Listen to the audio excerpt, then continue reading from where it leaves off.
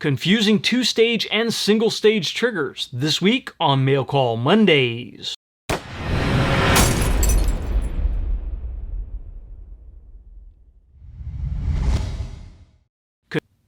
Mail Call Mondays is brought to you by MDT. If you need a chassis system for your precision rifle, check out mdttac.com.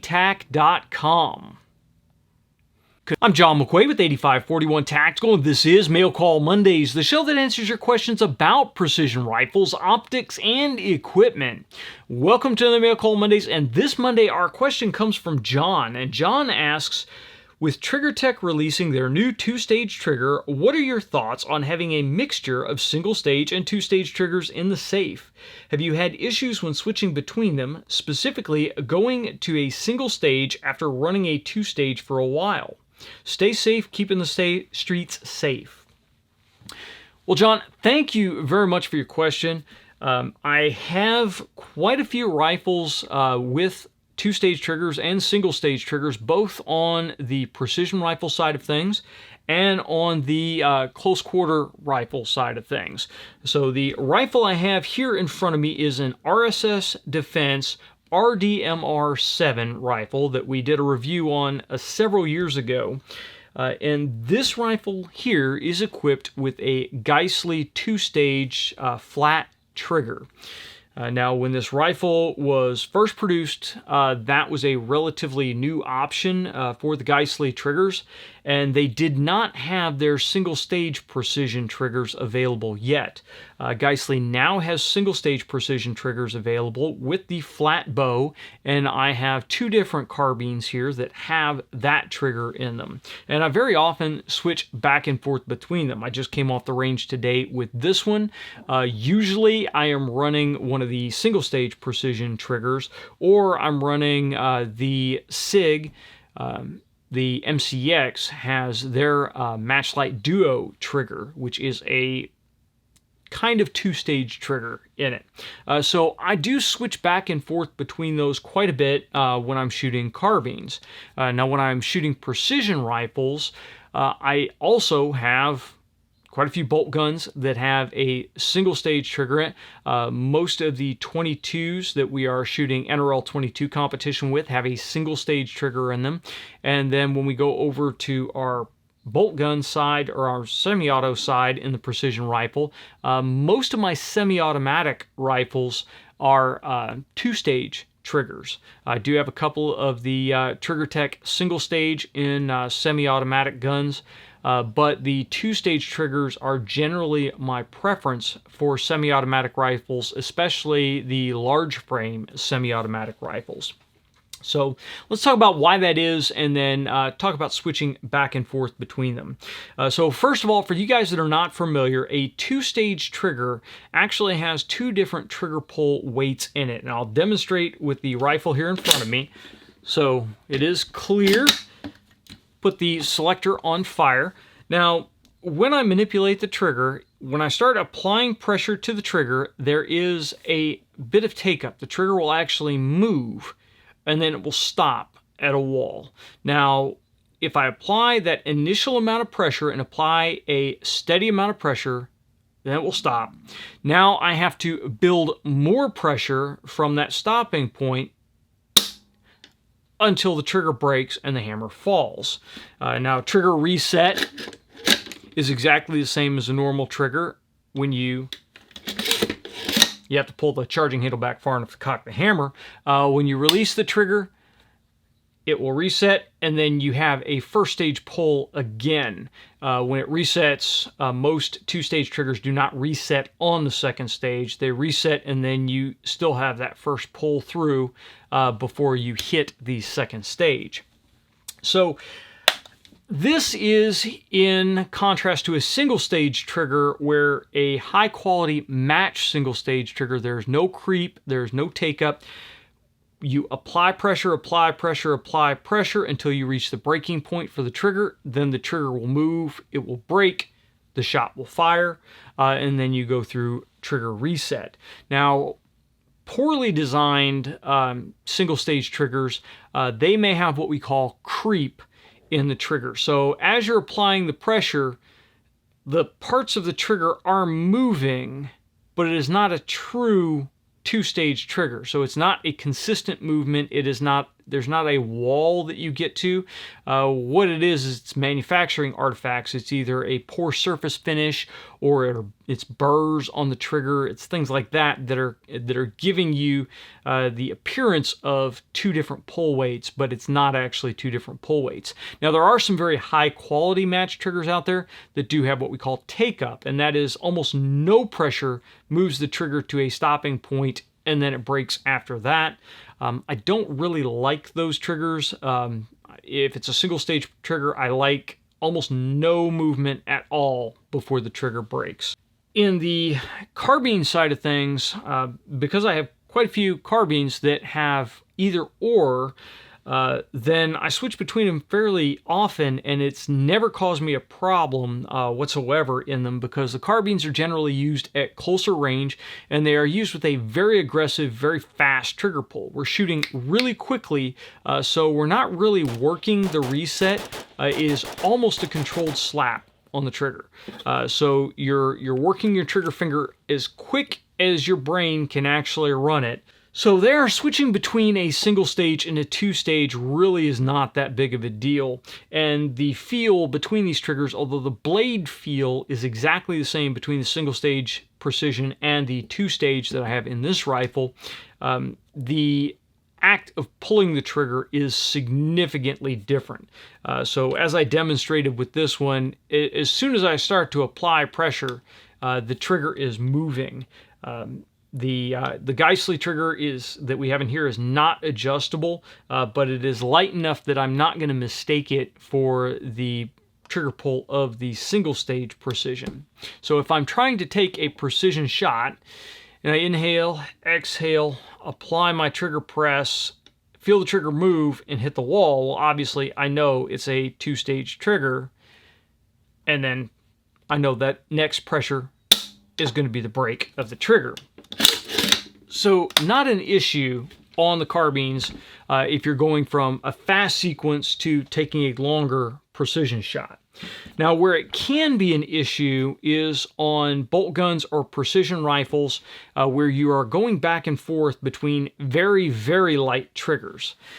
For instance, if you go with a single stage precision trigger, say for instance a Timney Calvin Elite, where you have it dialed down to like 8 ounces, and then you have a two-stage trigger that is maybe a 1 pound total weight. So say it's an 8 ounce first stage and an 8 ounce second stage for a combined 1 pound pull when the trigger actually breaks. There you can run into problems because the pull weight for the single stage trigger to break is the same as the pull weight for the two-stage trigger for the initial take-up.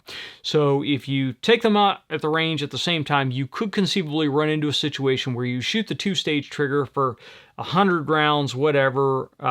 You start to get a little tired, you put it aside, you pick up the second stage, your concentration wanders a little bit, and then you break the shot when you thought you were taking up the first stage on the two-stage trigger. Now, it's not really a safety concern, it's just really, it may cause you to miss, because on a two-stage trigger, you should not be applying any pressure to that trigger until your sights are on target and you've made the conscious decision to fire.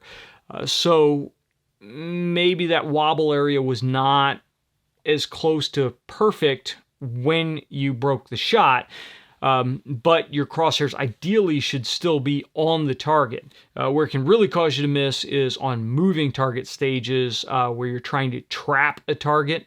If you're trying to trap on a moving target, then you need to break the trigger exactly when you want to break the trigger.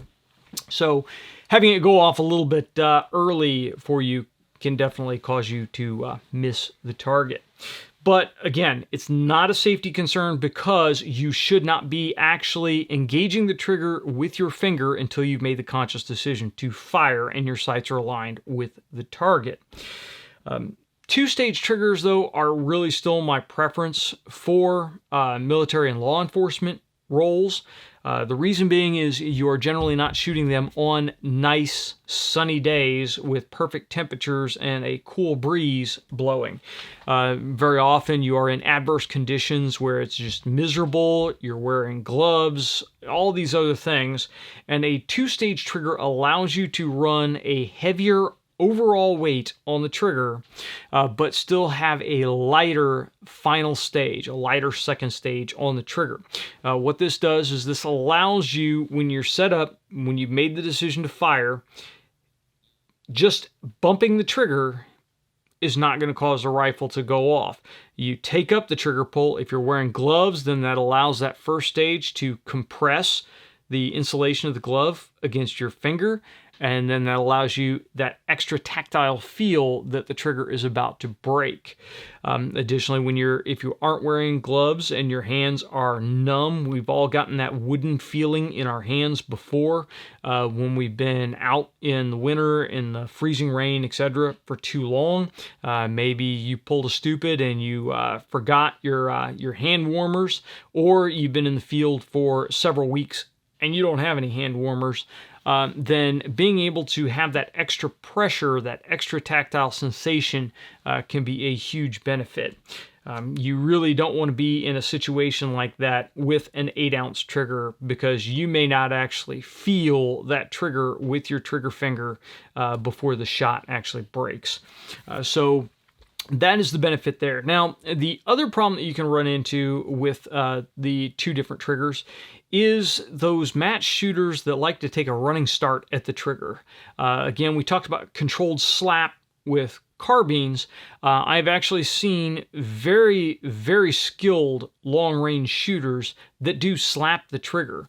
This is not something I would teach. This is not something a new shooter should attempt. But for some reason, throughout their life, they just developed this, and they do it almost unconsciously. I've seen shooters do it that weren't even aware that they do it until I shoot video, and then I can show them what they're doing with their trigger finger.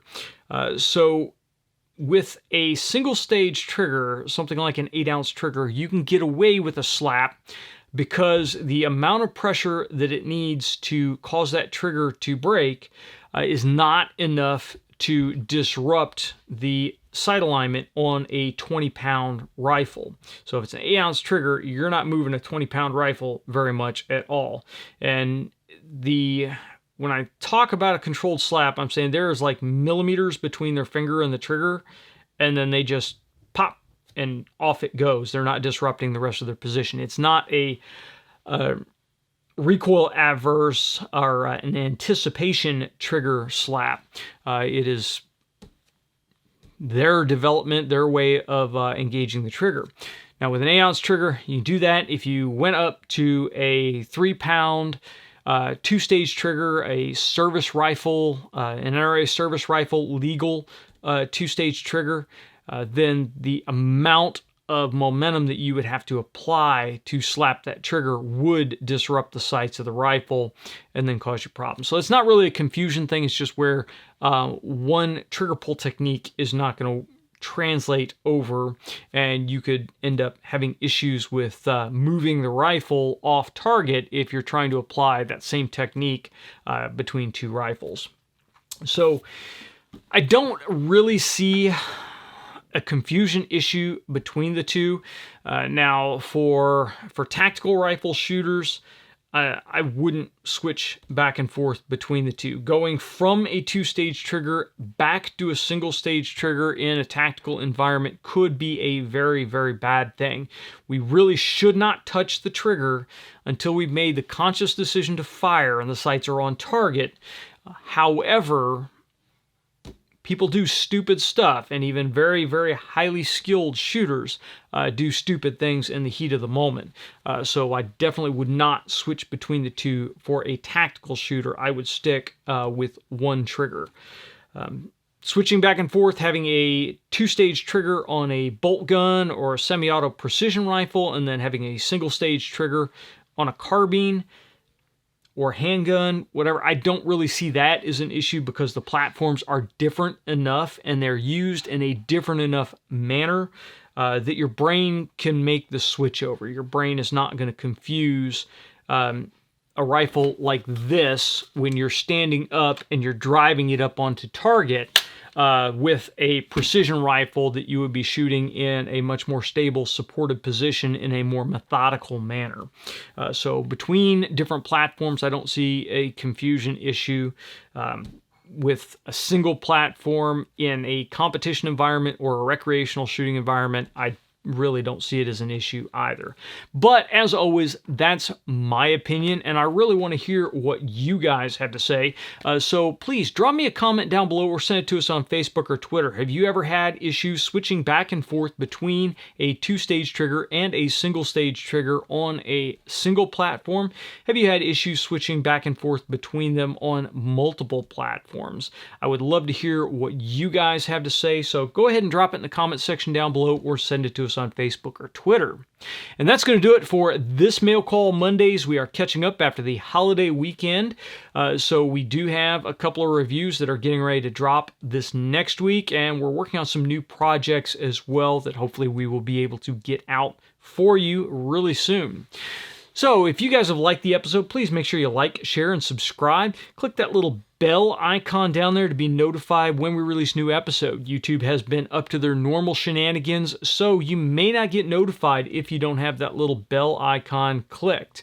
And again, I want to thank our patrons over on Patreon. Thank you guys very much for supporting us, helping keep the lights on, and helping to keep this project going. Until next time, get out and shoot.